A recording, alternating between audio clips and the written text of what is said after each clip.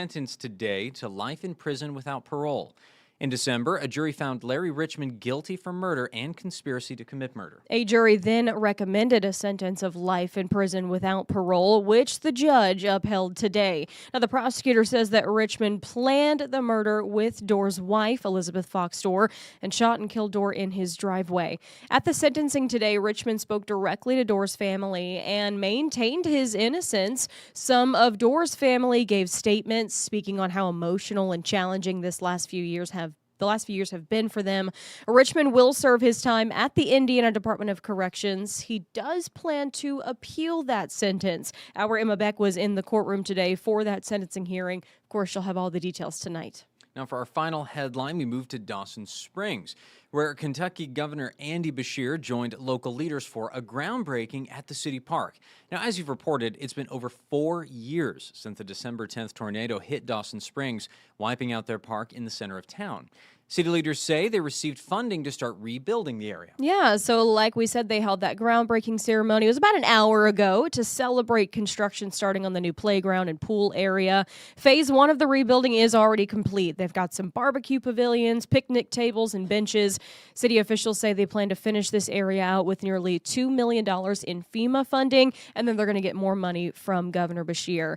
They say they're also accepting donations. That's for things like bleachers and more trash cans. So our Bryce West is there in Dawson Springs with the governor. He's going to have all of that tonight on 14 News. So busy day. Yep. Busy day this Friday. So please do circle back, of course, on 14news.com. Then again for our evening shows at 4, 5, 6, and later tonight at 10. All right. Of course, it is Valentine's Day weekend. Lots of people have plans this weekend. You might want to know what the weather is. And we've got some rain. So we will turn you over to 14 First Alert meteorologist Arden Gregory right after the break. Stay informed on your local news and weather throughout the day by watching the 14 First Alert streaming shows. At 8:30 a.m., get your First Alert forecast to plan the day ahead and catch up on the news that happened overnight with the 14 News Sunrise team.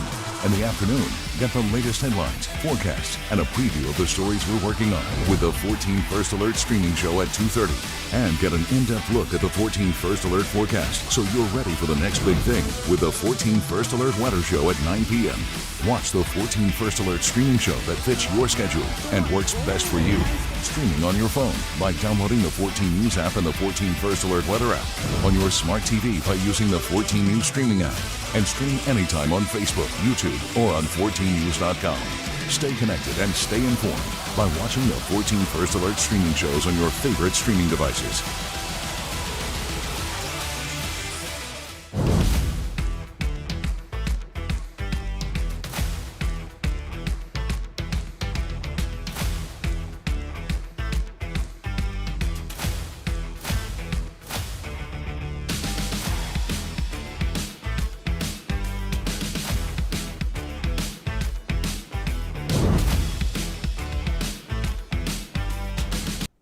Good afternoon. I'm 14 First Alert meteorologist Arden Gregory, and we've got a lot to talk about in our Valentine's Day weekend forecast. Today, beautiful out there. Sunny skies, temperatures in the mid to upper 50s. It'll still be fairly mild with highs in the mid 50s over the weekend, but rain is likely from Saturday afternoon through early Sunday morning. So let's talk about it. Right now, as I said, it is sunny out there. We've got beautiful clear blue skies across the tri-state. This is a look at both satellite and radar. Both are clear, not a cloud in sight, so obviously no rain to worry about either. It's going to stay clear through the rest of this afternoon and evening. Then overnight tonight, clouds start to build in. By tomorrow morning, it'll be mostly cloudy, but dry to start. So if you've got anything to do first thing Saturday morning, should be dry for that up until about lunchtime. As we start to approach the lunch hour, that's when this rain starts to move in. We could see a stray shower or two before then, but really the rain kind of takes over as we go through Saturday afternoon. By Saturday evening, when a lot of folks are headed out, it is Valentine's Day. Folks are going to be out on dinner dates and things like that. Most of the tri-state will be dealing with some soaking rainfall by Saturday evening, and it will just rain all of Saturday night and into early Sunday morning. Notice these yellow colors showing up here. We could see some pockets of heavy rainfall within this system. This rain will then start to work its way off to the east. So it's going to be rainy through the first bit of Sunday. So early Sunday morning up until about 7 or 8 a.m. most folks are dealing with rain. After that, it starts to gradually clear from west to east. So in Illinois, I think by about 9 or 10 a.m., your rain will already be done on Sunday, and the rest of the day from that point on will be dry.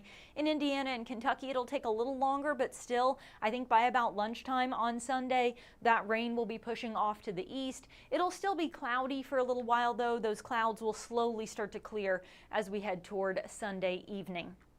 So we do have this risk of rain, but I'm not real worried about thunderstorms. When you look at the severe weather threat, notice that's way down to our south. The severe weather threat is focused mainly over Texas and Louisiana on Saturday. Even the risk of just general run-of-the-mill thunderstorms only makes it to about the boot heel of Missouri. So not even real worried about non-severe thunderstorms. I don't think we'll get thunderstorms of any kind on Saturday. Then Sunday, this whole system slides to the east. That risk of severe weather focused more on Alabama, stretching all the way down into Florida. But again, that risk of thunderstorms well south of the tri-state. So this is really just going to be rain for us. Now, while we are not included in any risk of severe storms, when you look specifically at the flooding, we get a little bit closer. I will say this has changed just in the past few hours. So if you watched 14 News Sunrise or the streaming version of 14 News at 11 today, we were initially included in this level 1 risk of flooding. But in the update this afternoon, they've now pulled us out of that. So that flood risk is mainly focused out over Arkansas. Again, that level 1 risk initially came all the way up into the tri-state, but they've really pulled that back now and only have it coming up to about Paducah and Cape Girardeau. So we are not in any risk of severe storms, and now we've even been pulled from the flooding threat. I do think we're still going to get a good soaking rainfall out of this. I mean, you saw how much it's going to rain from Saturday afternoon through Sunday morning, just a steady rain, and that is going to add up. For the northern end of the tri-state, probably looking at close to 3/4 of an inch up to maybe an inch of rain. The totals get a little higher as you head farther south, with parts of western Kentucky expecting more like an inch to an inch and a half. But in general, I think around an inch of rain for most of us, with up to an inch and a half possible. This is something we can handle, though. I know it feels like we've had more precipitation because we had all that snow and then it took it so long to melt. Things are still kind of muddy, but we really have not had very much precipitation recently. In fact, if you look at the drought monitor, most of the tri-state is under abnormally dry conditions, and some of us are even in drought. So there's actually a lot of space in things like ditches and creeks and streams. There's a lot of room for this water to go. So we're not real concerned about flooding with this situation. It's going to be a good, steady, soaking rainfall. Everything's going to be muddy. You may see some ponding on the roadways, especially the ones that don't drain real well if you're out and about Saturday night. But overall, this is just going to be a rainy weekend. There's not really any threats to speak of with this. As for our temperatures, that's where we get into the good news. So right now, it's really nice out there. We're sitting in the mid to upper 50s. It's 55 in Evansville, 56 in Owensboro, 57 in Newburgh and Henderson right now. As we continue through the rest of this afternoon, we're pretty close to our high for the day. We may tack on another degree or two. Then we'll start to slowly fall back through the 50s and the 40s this evening, then into the lower 30s by the end of the night tonight. Tomorrow, even though it's going to be cloudy and we've got rain moving in the afternoon, I still think our temperatures are not going to be bad at all. Highs will probably reach the mid 50s on Saturday, and I think we'll hit the low to mid 50s again on Sunday. So even with that rain in the clouds this weekend, our temperature's still running about 10 degrees warmer than average for this time of year. Now, sometimes after it rains, we see a drop in our temperatures. That's not how this is playing out. This rain is not from a cold front. It's from a low pressure system moving through the deep south. So we don't really see that rush of cold air behind this rain. In fact, when the rain moves out, we warm back up. Our temperatures then climb into the 60s as we get into President's Day and Tuesday of next week. By Wednesday, we could even hit 70. The record for Wednesday, by the way, is 73. So not quite in record territory, but we're a lot closer to the record than we are to the average by middle of next week. And then there's an isolated chance of rain on Thursday as a weak cold front moves through the tri-state, but even that is only going to take us from the upper 60s to the upper 50s. So even when we cool down, we're still running well above average for this time of year. Just for a little comparison here, notice this right here, that's our normal high, that red line. Our normal highs this time of year are in the mid to maybe upper 40s. Instead, we're going to be running more like 10 degrees above average this weekend, and that turns into 15 and 20 degrees above average as we get into next week. So it's really going to feel like spring out there as we get into next week. And even when we cool back down, our temperatures are still above average. Now looking at the extended outlook then, from that would be Saturday? Is the 21st a Saturday? I think so, right? Because that 7-day ended on a, can you tell it's Friday, folks? That 7-day ended on a Friday. Yeah, I feel like I'm losing my mind. Okay, so we've got up through Friday, 50s on Friday, then even beyond that. So Saturday, February 21st, into the next week. So we're looking ahead, not to this upcoming week, but the week beyond that, the final week of February. Temperatures still trending above average there, and then the precipitation outlook near to slightly above average as well. So we're not currently outlooked for any hazards. We're not concerned about hazardous weather. In fact, there's no hazardous weather anywhere near us. The closest hazards for that extended outlook for that last week of February are way off in the west, where they could maybe get some heavy snow in the Rockies, and then a mix of rain and snow along the west coast. But here at home, it looks like this warmer, wetter weather pattern could be hanging around through the rest of the month of February. So we may be getting an early shot at spring here. We'll just have to wait and see if it's a true spring. You know how it goes around here. Sometimes you could have a stretch of nice warm weather, and then winter will make one last comeback on us, and we'll end up with snow in March or something like that. So we'll just have to wait and see. But right now, it seems like it's going to be pretty rainy out there this weekend, but at least it's going to be mild, so it is going to be all rain. We don't have any snow to worry about. Our temperatures will be well above freezing. All rain this weekend. Warm and mainly dry then as we go through next week. Just a beautiful stretch of spring-like weather. Beyond that, as we get into the final week of February, we may have some more rain on the way, but it still seems like our temperatures would be running above average. So maybe we got all of our snow out of the way in one hit. We'll have to just wait and see. All right, let me see if we have any questions about the weather. I know a lot of folks are commenting on the students walking out, and again, we've got reporters working on that. We'll have full coverage on what's going on there on 14 News Tonight at 4, 5, and 6, so I hope you'll tune back in for that.